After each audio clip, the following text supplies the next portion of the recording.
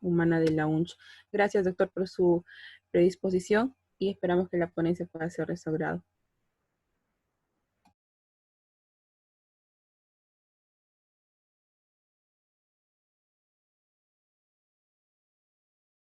¿Puedo iniciar? Muy buenas tardes con todos ustedes. En verdad es un compromiso, o sea, exponer ese tema y más aún con ustedes. Entiendo que hay que responder a la petición de ustedes y a la expectativa. Bueno, voy a intentar hacerlo algo ágil, pero tal vez yo quisiera la participación de ustedes, entonces para hacer un poco más dinámico, espero hacerlo en la hora establecida, ¿ya? A ver, empecemos. Con las manifestaciones neurológicas del COVID-19.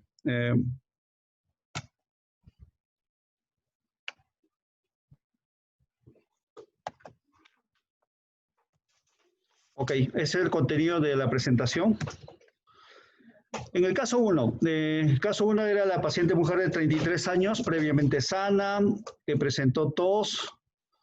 Mejor cierro esto.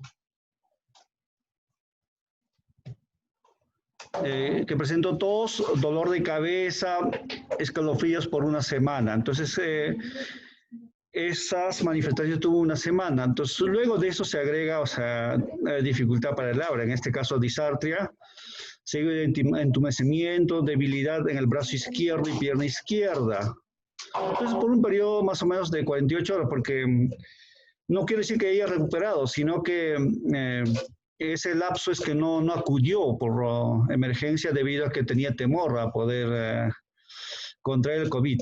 Entonces, sí, este caso ocurrió en Nueva York, o sea, a finales de marzo del 2020.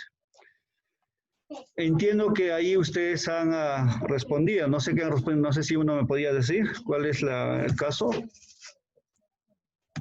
Aló, doctor, disculpe, hay problemas técnicos con respecto para acordar las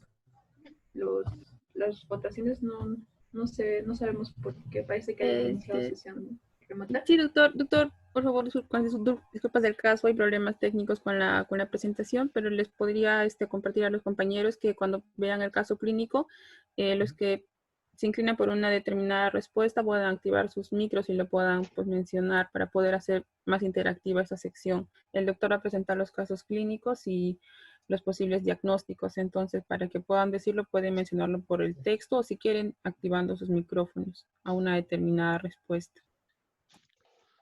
Ok, ya muchachos, entonces, ¿qué dicen? ¿Y por qué? Nada más. Solamente quisiera un participante. Espero. ¿Qué creen que es?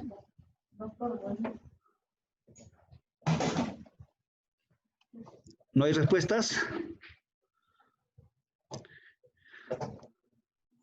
A ver, lo que pasa es que acá hay una manifestación un poco inusual, o sea, porque hay manifestaciones previas, ¿no? Como tos, dolor de cabeza y escalofríos, y posteriormente hay una focalidad. Eso es lo más trascendente e importante, o sea, como ahí menciona, hay debilidad en brazo y pierna izquierda. Entonces, ¿esto a qué orienta? O sea, y de paso, esos episodios se presentaron de manera brusca, pero pasado la semana. Entiendo que en este contexto, más aún por eso se ha puesto el lugar donde está ubicado el paciente y la fecha, ¿no? Y eso más relaciona con un evento infeccioso previo y luego con una focalidad. Entonces estamos hablando de una enfermedad cerebrovascular. Pero estamos hablando de un paciente joven de 33 años. Entonces esto ya llama la atención. En este caso es un evento vascular cerebral inhabitual, pero no podría saber si es isquémico hemorrágico. Entonces, y en el escenario también, o sea, por una infección, estamos en Nueva York en esas fechas y no hay que olvidarnos de esta pandemia. Entonces, sigo. Detonamos un poco para ubicarnos, o sea, esto de qué tipo de stroke podía ser. Entonces, de acuerdo a la clasificación TOA, según todavía es vigente, Ahí está aterosclerótica de grandes vasos, que es frecuente tanto como con cardioembólica, y los otros problemas que hay, oclusión de vasos pequeños, de los inhabituales y de estrobodiología indeterminada. Entonces, en el caso un poco para ejemplificar mejor, para que se lleven el mensaje, por ejemplo, cuando uno evalúa un evento vascular cerebral, entonces siempre va a encontrar una focalidad, que en este caso es la hemiplegia en el lado izquierdo. Pero no solamente eso, sino que también, o sea, hay una asimetría facial, como ahí mencioné, una caída facial, ¿no? Y una mirada hacia un lado derecho. Entonces, esto lo he puesto un poco para que quede mensajes. O sea, cuando hay un infarto o un estrés isquémico, cuando mira al lado lesional, o sea, estoy hablando del cerebro, cuando mira hacia el lado lesional, reitero, es isquémico. En cambio, como la sangre es irritativa, se aleja de esa mirada. Entonces, si fuese hemorragia, o se miraría hacia el otro lado, ¿no? Y otra cosa es, además, presentó una hemianopsia homónima. ¿Alguien me puede decir qué es hemianopsia homónima? Bueno, doctor, la hemianopsia no homónima es cuando no se puede ver este lado contralateral, la visión, y los dos son, uno es temporal y el otro es nasal, o sea, corresponden al mismo lado, no se puede ver el otro lado del campo de visión. Uno es la localización, o sea, uno es que hay que localizar dónde es retroquiasmática, no es quiasmática. Entonces, dentro de retroquiasmática y complementar con lo que mencionas, estamos bien hasta ahí. Además, presentó un déficit sensorial. Entonces, en la escala de NIS, o sea, tuvo una escala de 19, la valoración está a 42, y de todas maneras es considerable, o sea, es la valoración que se ha tenido, ¿no? Y otra cosa que sobrevive en este paciente, la tomografía cerebral, encontraron una lesión en correlación o dependiente a la arteria cerebral media derecha, ¿no? Y justo ahí encontraron un trombo parcial, ¿no? Y con una oclusión de la arteria carótida derecha. Básicamente a nivel de la bifurcación. Entonces es esa. Pero hasta ahí solamente me quedaría con un estrés isquémico. Pero algo más han indagado. O sea, en estos tiempos la tomografía pulmonar es importante para de algún modo correlacionar. Por ejemplo, una imagen irregular con virus biliares es casi típica del COVID, y más cuando es bilateral. Hay otras entidades, pero en estas circunstancias de pandemia es incluso, a pesar que pueda salir las pruebas moleculares negativas, en esta coyuntura es mandatorio la tomografía cerebral pulmonar y la correlación clínica que se tiene. En este caso fue, las pruebas moleculares fue positiva, ¿no? Pero otra cosa, un poco más sorprendente y de paso para el análisis, le han realizado una ecocardiografía, o sea, a nivel cardíaco no hay, pero también a nivel carotidio está normal. Entonces, este es el panorama de este paciente. ¿Qué aprender en esto? Mire, hay un reporte de casos. En las revisiones que hice en estos días, más hay casos, reportes, hay pocos trabajos y más es una invitación de hacer trabajos de las manifestaciones neurológicas que hay. Entonces, acá los voy a presentar solamente algunos reportes, como en este caso, o sea, justo en esa ciudad de Nueva York, o sea, en la de quincena, o sea, entre marzo y abril, o sea, como ahí verán, o sea, se ha visto que ha habido 5 casos de stroke en pacientes jóvenes. Sí, el promedio era más o menos de 50 años, pero algo inusual, porque lo que vieron era que la frecuencia de stroke en adultos en el último año, o sea, más o menos correlacionado en cada 15 días, fue de 0.73 pacientes, o sea, menos de un paciente. Pero en este caso acá vieron en estos 15 días 5 pacientes. es inusual. Pero otra cosa que han visto en un estudio retrospectivo en China, en Wuhan, donde ha habido la incidencia de stroke en pacientes hospitalizados con COVID del 5%. O sea, es más o menos considerable. Entonces, ellos han conseguido, sí. Pero, claro, en un estudio previo, esto ya es un poco correlacionándose, si hay una asociación, o sea, algo en común tienen los COV, los coronavirus. Entonces, ahí en Singapur, hubo reportes de stroke en grandes vasos, en asociación con el brote de SARS-CoV-1, o sea, en el 2004. Entonces, con todo esto que se puede llegar, posiblemente, o sea, y de paso, o sea, esta manifestación clínica neurológica es post-infección. Entonces, posiblemente haya stroke en vasos grandes asociado a que pueda haber una coagulopatía o una disfunción endotelial vascular. Es que lo que hay una propuesta, ¿no? O sea, esas entidades de coagulopatía y disfunción endotelial vascular hacen que sean complicaciones post-infección del COVID. Entonces, esto no me voy a ir al detalle, pero eso solamente para mostrar que son los 5 casos. Las edades ahí no sé si se puede mirar, pero no son, mira, son entre 30 y menos de 50 años. Entonces, son pacientes jóvenes. Estas manifestaciones de stroke que ocurrieron. En el caso 2, ahí vamos a hablar de una paciente mujer de 77 años que llegó a sala de emergencias debido a que presentó una parestesia en extremidades inferiores y también en las manos. Entonces, y esto comenzó de manera abrupta, o sea, en la noche. En el examen neurológico, o sea, 36 horas después de ese inicio clínico, o sea, había tetraplegia reflexica, o sea, flácida, pero no ha habido manifestaciones vulvares. Entonces, el paciente detectamos por esta manifestación, porque es discapacitante, o sea, una parestesia, o sea, en extremidades. Entonces, ha habido que, o sea, se quejaba, pero más a predomina distal, ¿ya? Pero una cosa, o sea, oh sorpresa, o sea, 7 días antes presentó fiebre que duró más o menos 2 días acompañada de tos, disminución del sentido de gusto.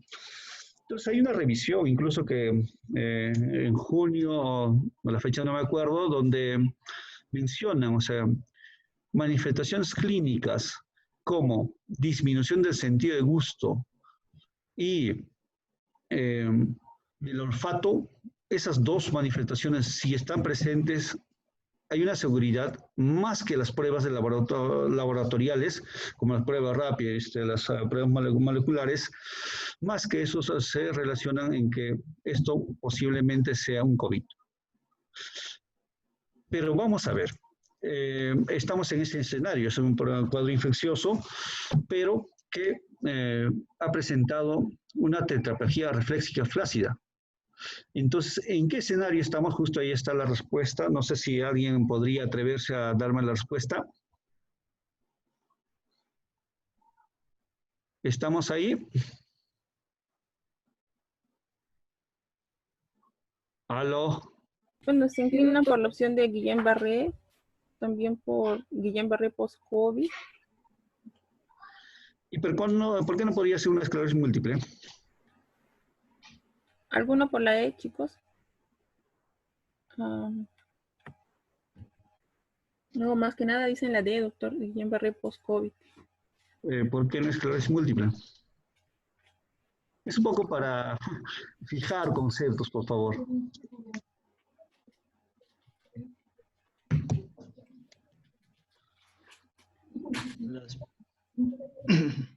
Que ahí dice parestesias. Reflexica flácida. ¿Y eso a qué corresponde? ¿Es lesión de primera o segunda motoneurona?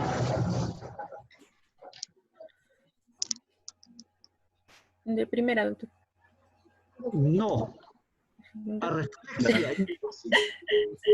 Segunda. Chicos, para todos, por favor. Para todos. de segunda motoneurona. Entonces, por eso es que un poco más orienta al síndrome de Guillain-Barré. ¿Ya? Digamos, en este caso, antes de eso, estamos en un cuadro de Guillain-Barré. ¿Qué exámenes se pide? Por prioridad. Contesten, chicos, ¿qué exámenes se pide? Un poco más. Función lumbar, doctor. Función lumbar y hemoglucotés en ese momento para ver la disociación albumino-citológica. Ok. Si otro me podía decir qué es disociación albumino-citológica, ¿qué es lo que uno espera encontrar? Algunos chicos, active su micro o escríbalo, por favor.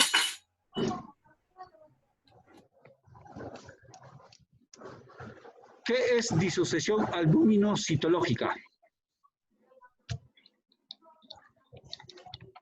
La idea Doctor, la disociación albumino-citológica se refiere cuando hay aumento de proteínas y las células están bajas, son menos de 10. Ok, esa es la respuesta, por favor, o sea, para que fijen todos, ¿ya? Estamos bien, estamos bien.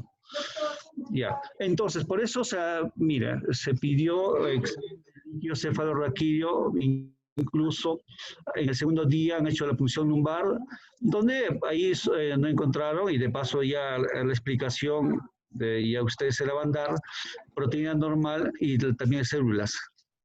Y ahí justo también han hecho un PCR, o sea, negativa para sarcopos. Es en ese momento.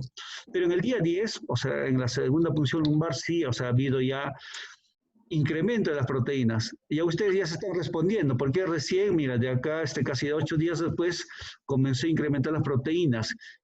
Y los blancos, o sea, están de 4, o sea, lo normal está 5. Entonces está ahí normalidad, celularidad, pero incremento de proteínas, como su compañera mencionó, ¿ya? Incluso ahí, por ejemplo, PCR negativa para el SARS-CoV-2. O sea, en ese, mira, incluso en los dos. ¿Cuál, el maní? Sí. Pero, ¿qué otra cosa más? O sea, si estoy pensando en síndrome de Guillain-Barré, o sea, acá no se hace al menos en Ayacucho, o sea, el dosaje de anticuerpos antigangliósidos. Entonces, eso debería hacerse. Y allá lo han hecho y salió negativo, ¿no? Otra cosa también es que, miren, en este escenario, si estamos sospechando en un cuadro de COVID, también ahí han pedido una tomografía de tórax, donde hay correlaciones con una neumonía bilateral intersticial. Otro examen muy importante es la electromiografía. Entonces, es para contribuir al diagnóstico, para diferenciar, incluso con la electromiografía, diferencio si es una lesión axonal o desmielinizante. Eso es muy importante. En este caso, en el paciente encontraron una variante axonal del Guillain-Barré. Y por otro lado, como es Estados Unidos, han pedido un examen de resonancia magnética. Entonces, incluso de cerebro, que está normal, y de columna vertebral. Ahí, de algún otro modo, en los cuadros de Guillain-Barré, si hay un realce de las raíces, o sea, a nivel de las raíces nerviosas, y prioritariamente a nivel caudal. Entonces, esos son con que contribuyes, o sea, los exámenes imagenológicos para el diagnóstico del Guillain-Barré. Entonces, es un cuadro de Guillain-Barré, o sea, post-COVID. Otra cosa, no se olviden, o sea, en el síndrome de Guillain-Barré, estos son los autoanticuerpos, o sea, gangliósidos, que uno debería encontrar. Una cosa que siempre hay que tener en consideración, el síndrome de Miller-Fisher es una variante, o sea, en el cual hay otro tipo de autoanticuerpos, como ahí se muestra en la gráfica. No voy a ir al detalle, pero eso es el caso. El reporte de casos, o sea, que yo encontré, o sea, era un trabajo que han hecho en Italia, o sea, incluso en esas fechas, del 28 de febrero al 21 o sea, en 3 semanas, ¿no? Y donde han encontrado 5 casos de síndrome de Guillain-Barré, o sea, post-COVID. Entonces, incluso con una casuística que entraban hasta 1.200 pacientes con COVID, y de ellos he encontrado solamente 5. Entonces, los hallazgos que encontraron más, o sea, han encontrado tanto lesiones axonales y lesiones desmielinizantes.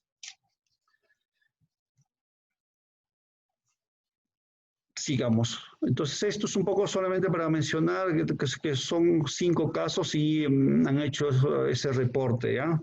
Más no voy a entrar al detalle. En el caso clínico 3,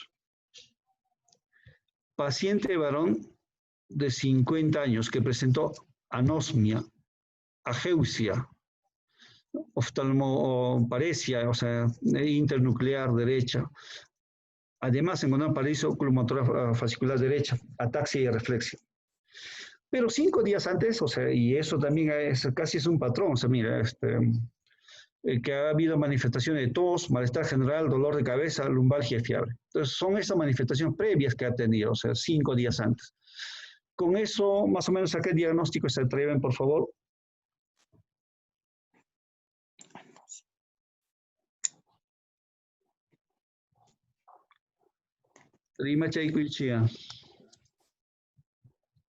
A ver, compañeros, Doctor, disculpe por la...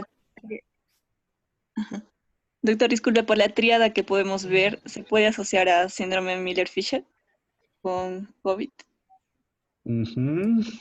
A ver, ¿alguien más? Por la oftalmoparesia, la ataxia y la reflexia. Ok, a ver, estamos ahí. A propósito, ¿qué es ageusia?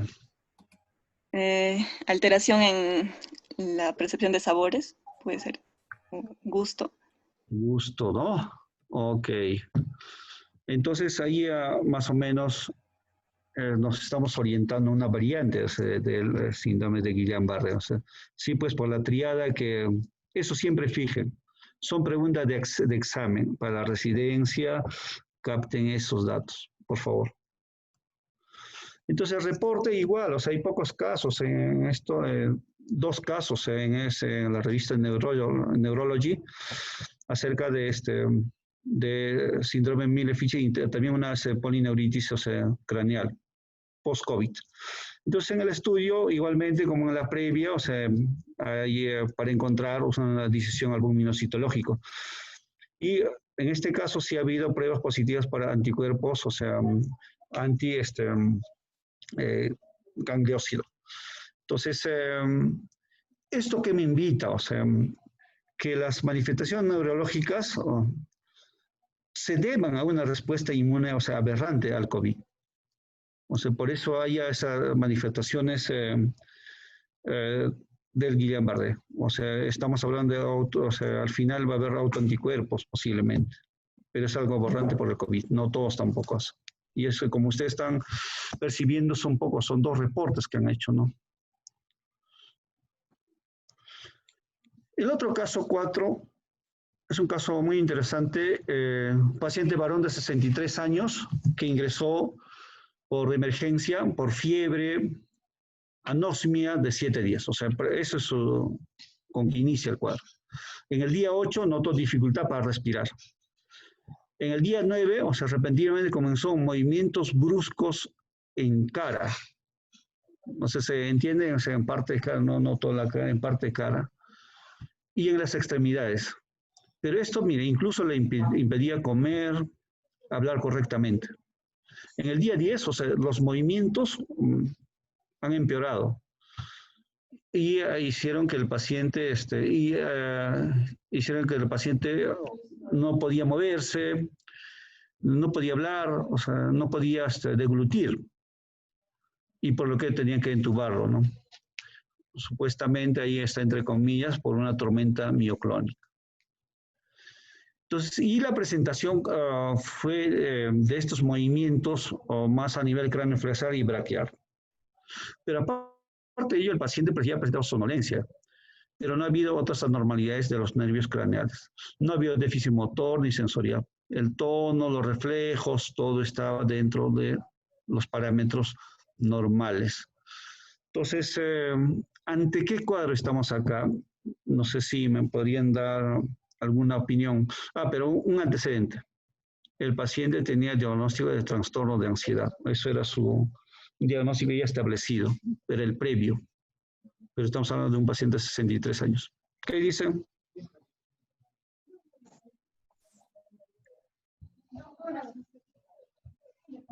A ver, chicos.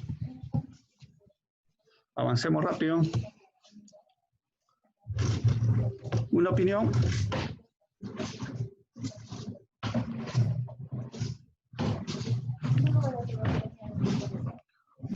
Evelyn, ¿qué dices? ¿Me escuchan? Sí, doctor, lo estamos escuchando. ¿Qué dice? ¿No se atreven? Por favor.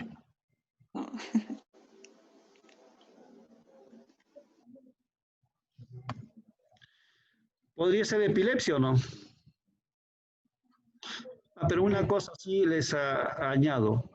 Estos movimientos incrementaban, o sea, cuando había algunos sonidos o algunos movimientos cercanos al paciente, o cuando el paciente se sentía, o sea, en una condición como desesperado, algo así.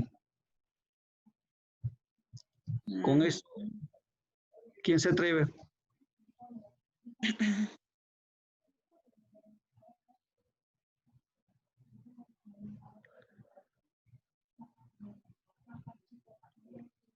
¿Está Glit?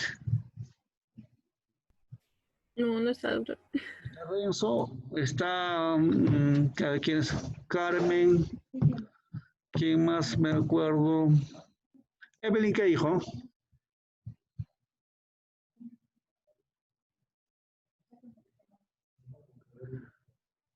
Chicos, bueno, ya ahí, por ejemplo, ahí él está poniendo como un dato, ¿no? Entre comillas, como ven, tormenta mioclónica. ¿Mioclonía qué es?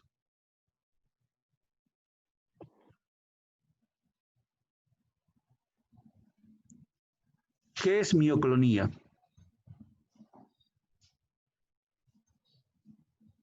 Bueno, la mioclonía es una contracción muscular, es de un periodo corto y en una zona localizada, ya sea un determinado paquete muscular o una parte del cuerpo. Exacto. Pero eso obedece a que pueda tener un estímulo a nivel cortical. Por eso es que, mira, hay mioclonías que tienen traducción con el electroencefalograma, entonces eso quiere decir, mira, eso es cortical. Hay descargas, o sea, un tipo de descargas que hay y que se traducen en el electroencefalógrafo, entonces es cortical. Pero no solamente es eso, también es subcortical. O sea, estamos hablando de alteraciones en los axones, qué sé yo, o a nivel de los ganglios basales. Entonces, eso también obedece cuando hay compromiso subcortical. Pero por otro lado, también es cuando hay un compromiso a nivel reticular, básicamente a nivel del tronco cerebral, eso es lo que estoy manifestando. Entonces, son esos tres niveles donde se lesionan y por eso se traduce como una mioclonía. Reitero, cuando es cortical, sinónimo epilepsia. ¿Hay epilepsia mioclónica? No, sí hay. Entonces, subcortical, entonces un poquito alejado que sería epilepsia, pero son lesiones. Cuando hay, por ejemplo, hay una encefalopatía hipóxico isquémico, entonces más hay daños subcorticales, a veces también cortical. Entonces, si eso puede traducirse con mioclonías. Por ejemplo, pacientes posparo, o sea, presentan mioclonías, ¿ya? Entonces, hay un reporte, o sea, de 3 casos, no son muchas, por si acaso, de mioclonías generalizadas, o sea, post-COVID. Esto es un reporte de España, entonces, en 3 pacientes entre 63 y 88 años. Pero no solamente presentar mioclonía, sino que también otras manifestaciones como hipersomnia, todos han tenido anosmia. Entonces, de algún otro modo, se han tenido, no sé, la puerta de entrada posiblemente por la vía transsináptica, que posteriormente yo les voy a mencionar. Y los músculos involucrados en estos cuadros más han sido faciales a nivel del trapecio, esternocleidomastoidea y extremidad superior.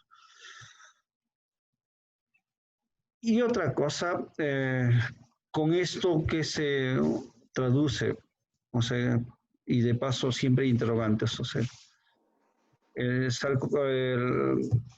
los virus de la enfermedad del COVID-19, o sea, cómo es su propagación.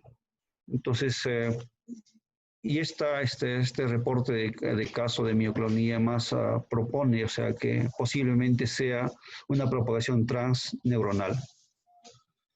Y la estructura de primero o segundo orden, o sea, a nivel del bulbo olfatorio, sería uno de los medios por donde haya esa comunicación. Otros son las complicaciones neuromusculares. Entonces, creo que parte ya hablamos por como síndrome de Guillain-Barré, pero también son otras entidades de miositis o enfermedades miopáticas en las unidades de cuidados críticos. O también puede presentar no solamente miopatías, sino polineuropatías. Una cosa para resaltar, también hay riesgo cuando alguien tiene enfermedad, o sea, neuromuscular, como un CIDP, o sea, algunas entidades como la miositis, todo eso, estos se exacerban. Entonces, así como tengo esclerosis lateral amiotrópica, todos esos desórdenes degenerativos, o las distrofias musculares que se presentan, entonces esos se exacerban con el COVID.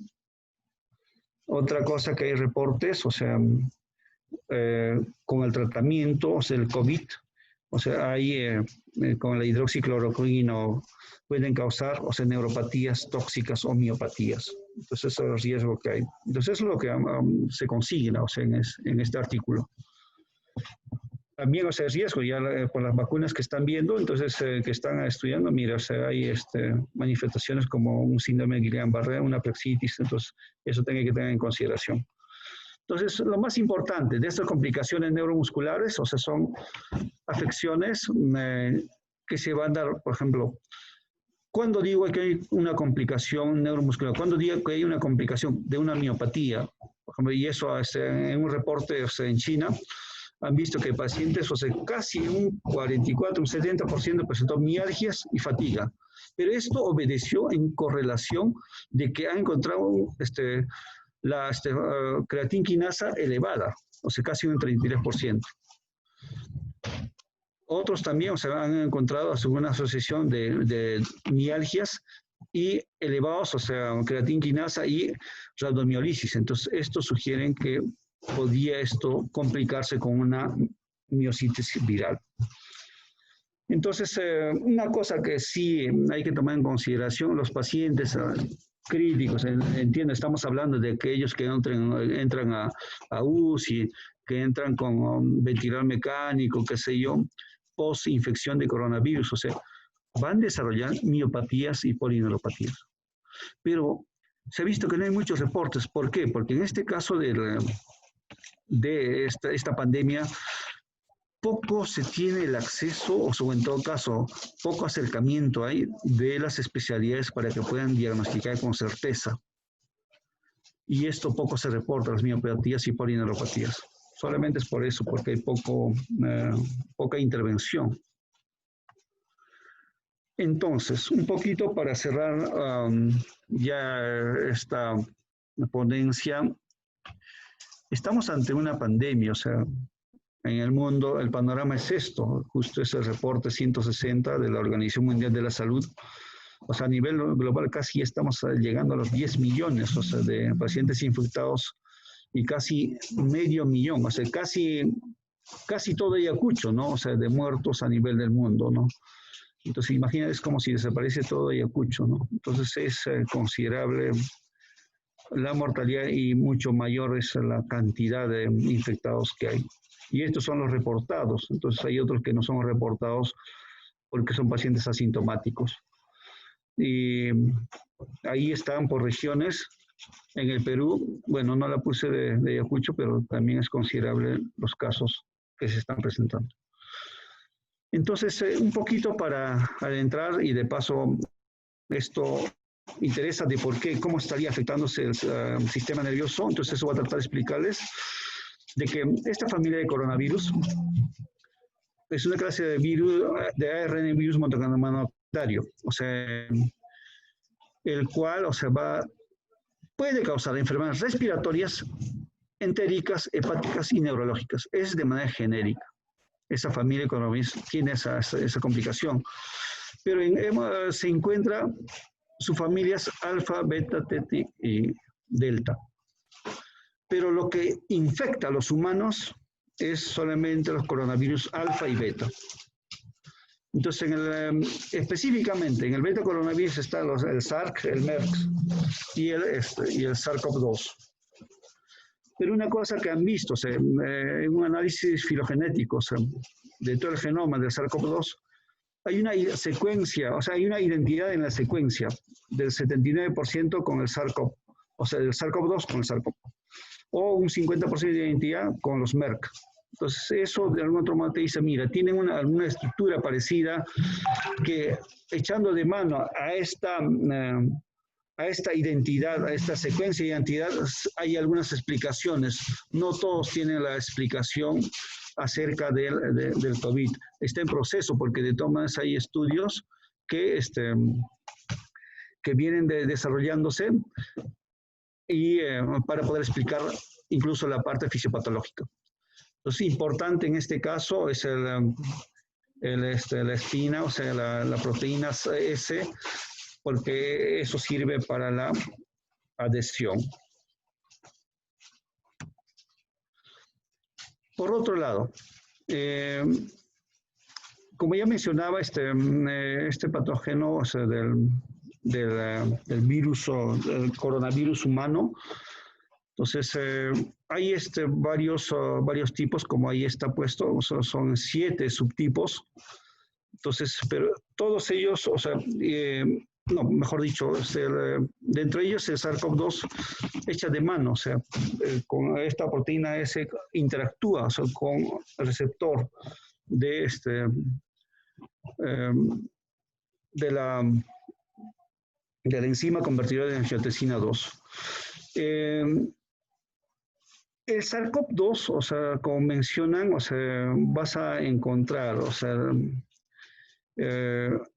en interactuar más a nivel del tracto respiratorio y gastrointestinal, porque ahí hay más enzimas convertidas de angiotensina 2. Entonces, pero hay otras hipótesis que, mira, eso es un sistema, es un medio de interacción y de paso van a ser endocitosis y el virus va a ingresar al organismo. Pero también se ha visto que también hay otra manera de penetrar, del agente viral y no se va a limitar a estos sistemas, tanto respiratorio como gastrointestinal, sino que también hay otros sistemas por otros mecanismos que ingresan, como los voy a explicar. Entonces, ¿cómo la vía de infección hacia el sistema nervioso central? Entonces, uno es que se ha visto que esta enzima convertidora de angiotensina, primero, eso es clave para ingreso, la mayoría interacciona a través de esa enzima. Entonces, por lo cual hay entrada hacia la célula. Pero se ha visto esas enzimas, se expresan también en el cerebro. Justo como ya está en la diapositiva, hay esas enzimas a nivel del tronco encefálico, a nivel del fornix, a nivel del núcleo paraventricular, a nivel del tracto solitario, a nivel del bulbo, a nivel específicamente a nivel ventrolateral rostral. Entonces, esta expresión va a hacer que se interactúe con el virus, haga endocitosis e ingrese a la célula. Pero también se propone que hay vías, que no dependen de la enzima convertidora de angiotensina, para la infección. Entonces, ¿por qué? Porque se ha visto, mira, que hay marcada penetrancia, a nivel del coronavirus en el hígado, pero se sabe que en el hígado hay menos nivel de enzima convertidora de angiotensina en comparación con el sistema nervioso central. Entonces, esa relación han visto, entonces, por eso están proponiendo que haya otros mecanismos de interacción. Entonces, esta diapositiva más grafica la expresión de esta enzima convertidora de angiotensina en el cerebro. Entonces, como ahí ven, esas son las zonas donde están marcadas. Entonces, como en el giro temporal, en el lóbulo, en el bulbo olfatorio, en la sustancia negra. Entonces, a nivel periventricular, o sea, a nivel singular, a nivel de la corteza frontal, donde hay más expresión de la enzima convertidora de angiotensina 2. Y otra cosa más, ¿cómo se propaga esto? Entonces, hay un mecanismo de propagación transsináptica. Como ahí ven, por ejemplo, a nivel de respiratorio, ingresa por las fosas nasales y, o sea, y con más cantidad, o sea, a nivel del cornete inferior, debajo del cornete. Entonces, pero estos virus interaccionan con el epitelio olfatorio, o sea, con las terminaciones, o sea, que vienen del nervio olfatorio, e ingresan, o sea, hay un mecanismo de propagación, o sea, o hay una afinidad hacia esa neurona, y luego ingresa al bulbo, pero vía sinapsis. O sea, ahí como se está graficándose, o sea, bajo vesículas ingresa, hace endocitosis, luego exocitosis, e incluso, o sea, de esa exocitosis pasa, o sea, como si fuese un neurotransmisor a la otra neurona, y por esta vía transsináptica, o sea, hay esa comunicación de un primer nivel de neurona hacia el segundo nivel de neurona. Por otro lado, se ha visto hay otros coronavirus, como el coronavirus, el CO43, va a causar trastornos en el tracto respiratorio vulvar. O sea, eso han encontrado en cultivos. Pero no solamente eso, sino que también puede generar encefalitis, una apoptosis neuronal y necrosis. O también ha habido reportes, incluso, o sea, en un hospital en China han reportado, o sea, encefalitis y encefalomielitis humana, o sea, sobre todo en niños, en el 2015. Entonces, todo esto justifican que sí se compartan un mecanismo similar de propagación de estos beta coronavirus. Finalmente, o sea, aún todavía creo que hay la presencia, o sea, de coronavirus 1 en el cerebro, pero no en el cerebelo, o sea, eso han visto, o sea, y esto, ¿qué explicación están dando? O sea, que en la neocorteza, o sea, se sabe que el número de neuroglias es 4 veces mayor que las neuronas. Entonces, esto, y por otro lado, en el cerebelo han encontrado que hay más neuronas, o sea, casi el 90% de todas las células, o sea, casi hay pocas neuroglias. Entonces, ¿esto qué hace? O sea, hace que las células neurogliales se vuelvan más reactivas y ahí es que haya una neuroinflamación. Entonces, esto han observado en el SARS-CoV-1. Entonces, esto de algún otro modo es para dar un soporte de cómo más o menos se esté dando este proceso de neuroinflamación en el SARS-CoV-2. Por otro lado, se vio que en algunas regiones cerebrales, o sea, donde hay infección por el SARS-CoV-2, van a desencadenar una astrogliosis reactiva y una reactivación de la microglia. Entonces, y esto al final que va a generar un cascada de proceso inflamatorio y al final va a haber daños de la misma neurona o de la neuroglia. Entonces, no solamente es mecanismo de propagación, como antes mencionaba, de transsináptica, sino que también han visto que también hay propagación a través de la barrera hematoencefálica. Entonces, esto por esa liberación de mediadores inflamatorios, de algún otro modo, ahí como en la gráfica menciona, hay una permeabilidad, o sea, de esa barrera hematoencefálica, y por eso va a ingresar, o sea, el virus, pero a través de los leucocitos, o sea, infectados. Y ese leucocito va a ingresar, pero ya por esa esa alteración de esta barrera hematoencefálica. Otra cosa que se ha visto, los virus se localizan en determinados lugares, como antes mencioné. Entonces, ¿y esto qué va a condicionar? Por ejemplo, cuando el virus está en el tronco cerebral, va a haber afecciones tanto de neuronas quimiosensibles asociadas con la regulación respiratoria y cardiovascular. Entonces, por eso es que a veces hay pacientes que aparentemente, ya tienen, un trabajo pulmonar, adecuado, pero como a nivel central hay una alteración en la regulación o a nivel del centro respiratorio está afecto, por eso, a pesar que ya hay intención de sacar del ventilador a un paciente COVID, entonces no lo pueden hacer porque no tienen la capacidad, de regular, la respiración o de interactuar en ese proceso, en este ciclo respiratorio. Por otro lado, se ha visto que cuando hay reportes de marcada anosmia y de manera temprana, en pacientes infectados con COVID, la propagación se ve que es más transináptica y más afección del cerebro. Entonces, eso de algún modo siempre hay que tener en consideración. Asimismo, que a nivel del sistema nervioso central, el SARS-CoV puede desencadenar una tormenta inflamatoria sistémica, donde hay liberación masiva de citoquinas, quimoquinas y otros mediadores inflamatorios, y esto va a romper la barrera hematoencefálica.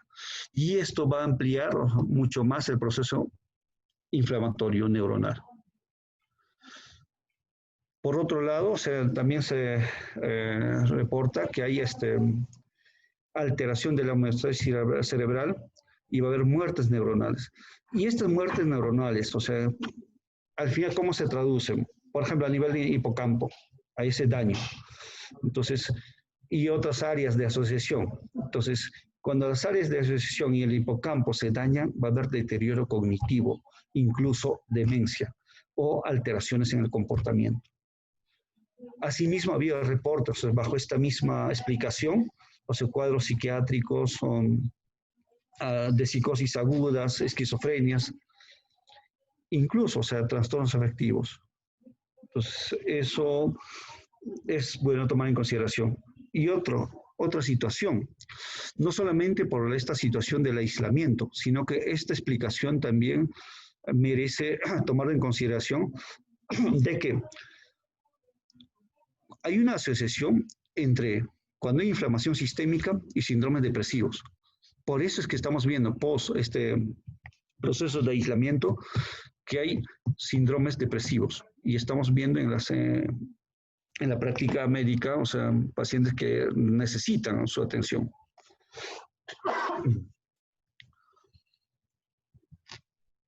Ya en esta parte final, también es un poco entender, y esto es la parte central, de la presentación, qué características neuropatológicas tiene el COVID.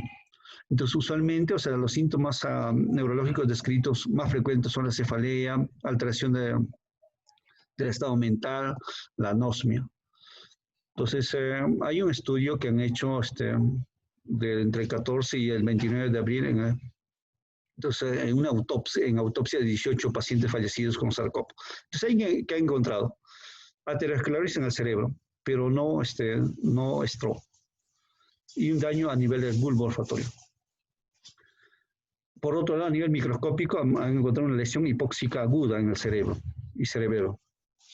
Entonces, un poco que en esta autopsia han demostrado que también sí hay daño en el cerebelo, con pérdida neuronal, a nivel de la corteza, hipocampo. Hipocampo se daña, y cuando el hipocampo se daña, tiene que intervenir, porque el hipocampo interviene con la memoria. Entonces, eso también está afecto. Entonces, por eso es bueno, o alguien se atreve a hacer, por ejemplo, a estos pacientes que han tenido COVID, hacer un mini mental test. Entonces, un test de MOCA, pues, para ver qué deterioro cognitivo ha habido. Entonces, sería bueno poner en agenda eso, ¿no? Y eso puede ser motivo de una tesis también. Por otro lado, ahí han encontrado linfocitos perivasculares, inflamación leptomeningia y pero sí no han encontrado anomalías microscópicas a nivel de los bulbos o tractos. Entonces, macroscópicamente, aparentemente, o sea, había daño vulvar, pero daño bulbo olfatorio, pero a nivel microscopía no han encontrado alguna alteración. Entonces, si se explica, entonces, ¿cómo, por ejemplo, pacientes presentan y no va a tener traducción patológica? Entonces, posiblemente sea solamente el tránsito y por eso es que no genera, o sea, muchos daños, ¿no? A nivel del bulbo olfatorio. Bueno, estos son los 18 casos, no me voy a tener, pero sí una cosa importante. Entonces, esto es el estudio patológico que se ha hecho, donde hay una lesión isquémica y tóxica, o sea, a nivel, o sea, y de paso pérdida neuronal, en estos a nivel del lóbulo frontal, hipocampo y a nivel del cerebelo. Asimismo, ha encontrado, o sea, arteriosclerosis, o sea, a nivel arteriosclerosis, y también, o sea, han encontrado inflamación perivascular con microglia dispersas. Entonces, son estas manifestaciones patológicas que tiene el COVID. Por otro lado, o sea, esto es un poco para mostrarles que a nivel de la evaluación, o sea, del nervio olfatorio no ha habido sustancialmente cambio significativo. Por otro lado, a nivel de plexos coroideos sí ha habido alguna alteración, pero este es igualmente poco significativo. Bueno, con esto me quedaría, no sé si habría alguna pregunta, o en todo caso, bueno, son la una. No sé qué dicen, chicos. Espero que no les haya saturado. Aló, doctor, muy interesante la ponencia. Aquí tenemos algunas preguntas de nuestro compañero Alex González, quien ha pedido la palabra. Compañero, ¿puedes activar tu micro? Aló, doctor, buenos días, buenas tardes ya. Un saludo grande, doctor. Muchas gracias por su ponencia. Gracias. Doctor, mi pregunta, bueno, respecto al caso clínico número 3, yo estaba sospechando más de una encefalitis autoinmune, ¿no? Post-COVID-19, pero ya usted ha contestado mi pregunta en una de sus diapositivas. Mi pregunta va por este sentido. Aló, Alex. Alex, no se te escucha. Aló, ¿ahora sí? Sí. Listo. ¿Cómo va esta sospecha respecto a la... Alex. A la encefalitis letárgica o a la sospecha del parkinsonismo postencefalítico, ¿no? En pacientes COVID-19, puesto de que llama mucho la atención de la ageusia y la anosmia, ¿no? Como inicio de la enfermedad. Y como punto número 1, y es una coincidencia bastante intrigante, punto número 2, el hecho de que el ácido la alfa-sinucleína, principal componente de los cuerpos de Lewy, también trabajan a nivel del sistema olfatorio, y lo mismo con el COVID-19. No sé si habría alguna relación, doctor, de acuerdo a sus investigaciones, cómo va este asunto. Muchas gracias, doctor. Buenas tardes. Gracias. Sí, una cosa que se ha visto, y esto incluso se están atreviendo, que más son las manifestaciones neurológicas o de inicio se dan. Hay una, el virus, o sea, primero hace contacto con los filetes nerviosos y hay una comunicación transsináptica. Y es lo primero que manifiesta. Incluso que a veces se puede ver esa manifestación y no haber manifestaciones a nivel pulmonar o en otros órganos. Es lo que han mencionado. Es uno. Y lo otro, la afectación o en todo caso el transporte de este virus a través de esta comunicación intersináptica se dan, o sea, tanto al tronco cerebral, tanto a nivel de los ganglios basales, a nivel periventricular, todo eso.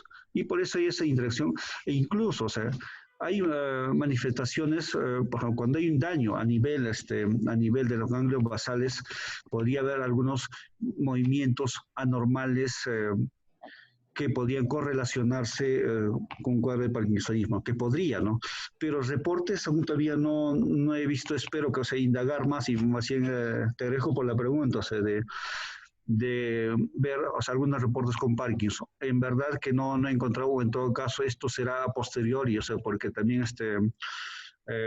no sé si un cuadro pequeño, o sea, o por el corto periodo, eso me puede dar secuelas de parkinsonismo. Pero sí sería interesante, más bien te agradezco por esa pregunta. Bueno, doctor, acá tenemos otra pregunta de parte de nuestra compañera Sheryl Zulka. Doctor, gracias por la ponencia. ¿La recuperación de los pacientes con complicaciones neurológicas post-COVID es completa? Y por el otro lado, si usted ha visto pacientes en el Hospital Regional de Ayacucho con complicaciones neurológicas, ¿y cuál sería la más frecuente? A ver, lo que se sabe es que, mira, o sea, no, dependiendo de la severidad, bueno, dependiendo de la severidad, o sea, hay secuelas o no hay secuelas. Sí está registrado, incluso ahí en la ponencia hay otros cuadros, por ejemplo, dan cuadros, por ejemplo, de psiquiátricos, psicosis aguda que posiblemente se pueda revertir, pero cuadros de esquizofrenia, todo eso, o sea, eso habría que indagarlo o investigar en el tiempo. Pongo la pregunta de manera similar. Por ejemplo, pacientes asintomáticos tienen manifestaciones incluso pulmonares, lesiones pulmonares, pero no se sabe de acá a un tiempo si estos van a regresionar, o sea, al 100% o no van a regresionar. Entonces, tan igual así, o sea, entiendo que a nivel de cerebral, o sea, también se tendría que ver, pero sí tiene que ver la severidad.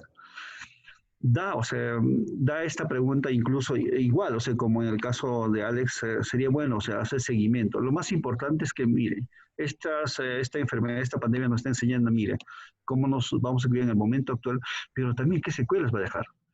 Me acuerdo y casi siempre